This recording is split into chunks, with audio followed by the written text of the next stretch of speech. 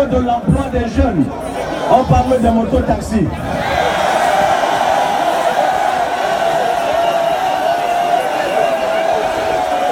Mais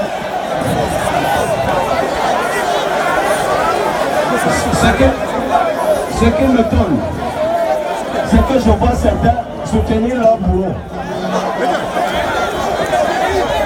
Ils se tuent au travail et ils jouent au pari foot. C'est quoi ce pays?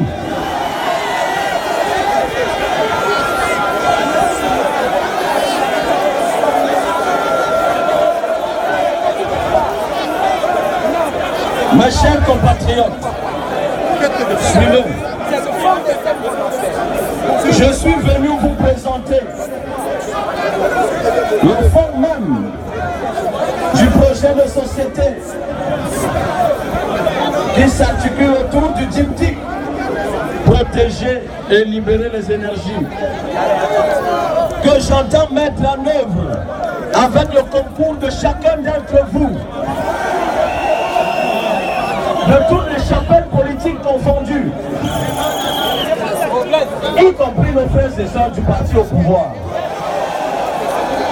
Au lendemain de mon investiture, en tant que président de la République, comme vous aurez démocratiquement élu, je travaillerai avec tout le monde.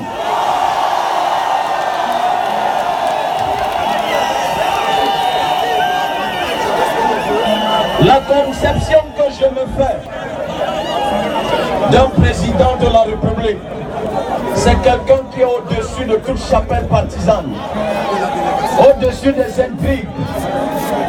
Il est le président de tous les Camerounais.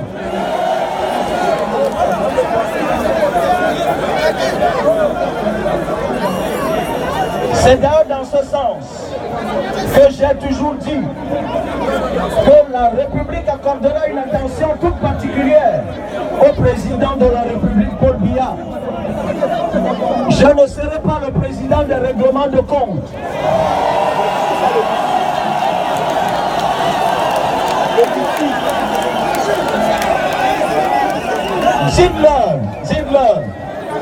Dites-leur de ne pas avoir peur. Je ne le pourchasserai pas. Les chantiers sont tellement importants, on n'aura pas le temps de les poursuivre.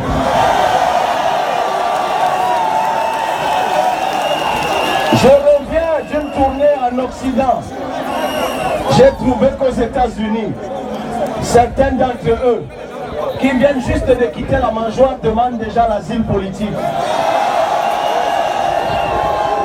Et je me suis dit pourquoi ils s'enfuient.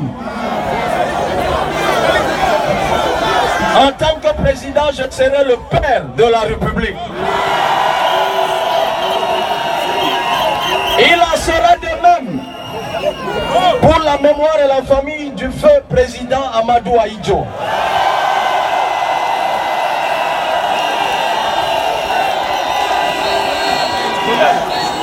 Au lendemain de mon investiture, j'irai chercher ses restes à Dakar. J'organiserai des obsèques nationales. Je construirai un cimetière national. Je construirai également un sanctuaire de la République. J'irai chercher les restes d'Osende Afana, de Oumniobe, de Félix Roland Moumier. Ils reposeront là.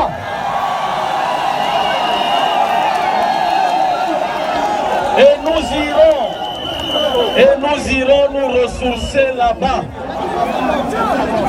Cet engagement, je l'ai pris sur la tombe du président Ahidjo à Yoff, le 21 septembre 2018. Vous avez vu les images circuler dans les réseaux sociaux. L'homme, si c'est bon, on recule. Dites aussi au président sortant, moi je suis africain. En Afrique, on ne juge pas son père.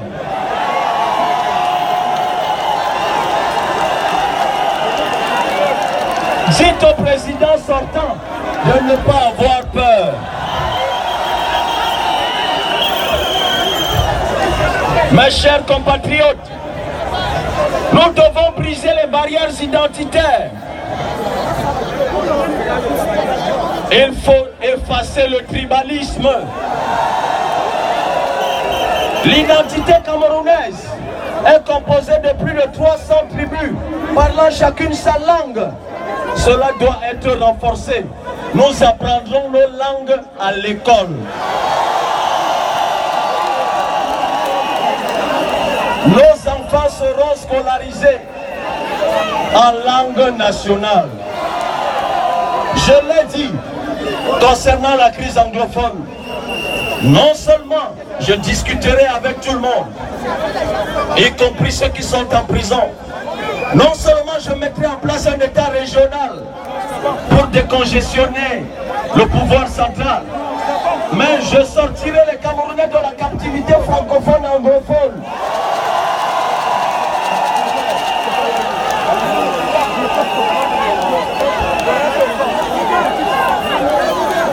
Cette camisole de force qu'on nous a fait porter le 4 mars 1916, simplement parce que nous étions devenus un butin de guerre. L'Allemagne avait perdu la Première Guerre mondiale. On nous a partagé comme un butin de guerre. Désormais, dans les 5 ans qui viennent, on ne sera plus seulement francophone, anglophone. On sera Menjumbaphone, Ewendophone, Bafiaphone, Tuporiphone, Tokotophone.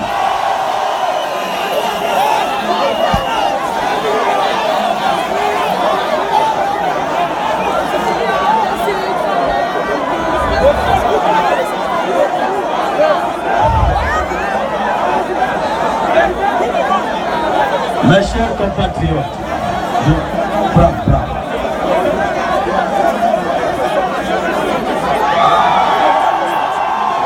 Il m'a donné les 5 000 francs de sa sœur. Merci beaucoup. Vous savez que tout à l'heure, on doit lever 200 millions, non? Mes chers compatriotes, chers frères et sœurs, tiens d'abord, tiens, regarde bien.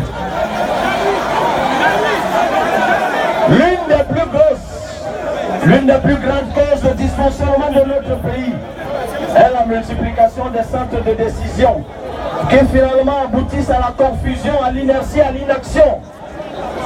Les ministères se font la concurrence et aboutissent à la lenteur et à la non mise en œuvre des attentes des Camerounais. Même les investisseurs et hommes d'affaires ont peur d'investir au Cameroun parce qu'ils accusent notre administration et notre justice d'être fortement corrompus. On va signaler la page. C'est pourquoi, une fois que je serai élu président, je vais absolument réformer la justice camerounaise.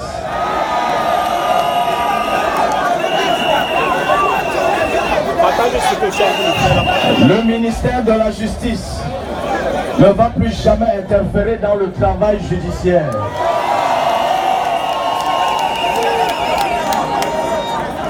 Je vais créer une commission indépendante qui va contrôler l'activité et le travail des magistrats.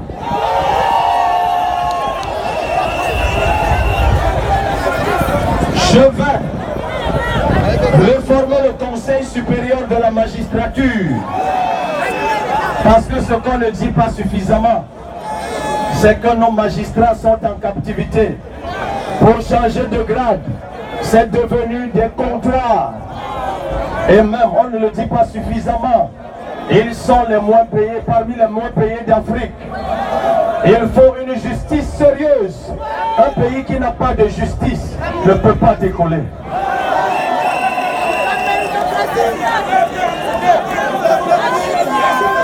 Pour ceux qui voudront faire des affaires, entendez bien, puisque vous deviendrez des hommes d'affaires.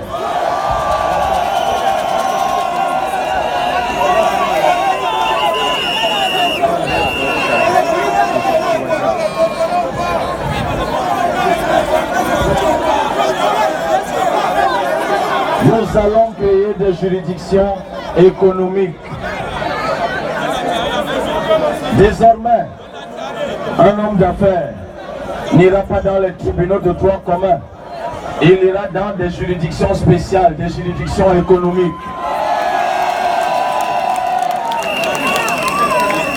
Le nombre de ministères baissera à 15.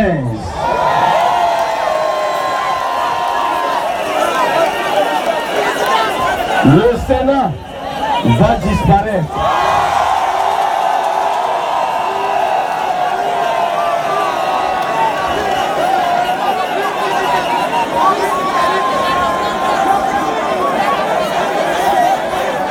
Et les 15 milliards serviront à financer le fonds du développement des startups. Mais nous sommes en Afrique. Je vais créer une institution gardienne de nos traditions. Ça s'appellera le Conseil consultatif des patriarches et des sages.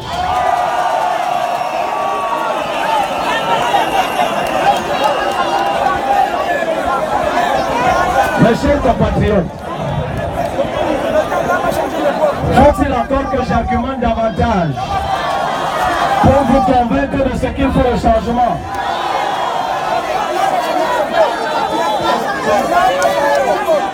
Chers frères et sœurs, l'une des choses qui nous préoccupe le plus, c'est l'emploi.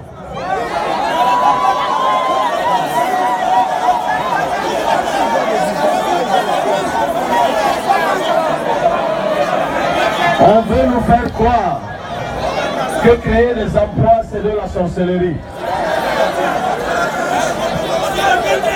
Ça commence par le système éducatif. Beaucoup d'entre vous, comme moi, nous avons des diplômes. Mais que savons-nous faire? Tu fais l'école primaire, tu as le CPE, on te tue au poulet. Pour te féliciter. Tu as le BPC, on te tue le poulet. Tu as le bac, on te tue le poulet. Tu as la licence, c'est la fête au village. Tu as le master, papa est content. Mais en fait, qu'est-ce que tu sais faire?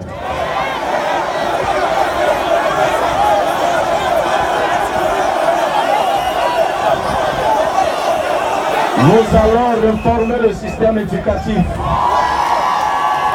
pour que l'école devienne un espace d'acquisition de savoir-faire. Moi, je vais revaloriser les SAR-SM. Je veux mettre en place le système d'apprentissage. Et je dirai aux entreprises d'employer les jeunes Camerounais contre la réduction des impôts.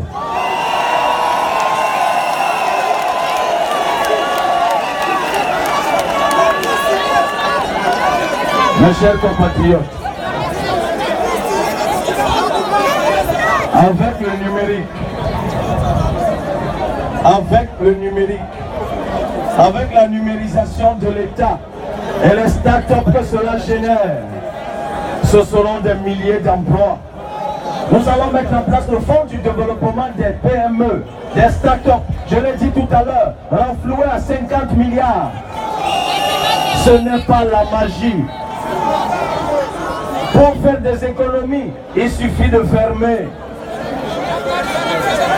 les bouches de Gabéji. Comment expliquez-vous que la présidence de la République est 53 milliards de budget, c'est-à-dire 1 milliard par semaine?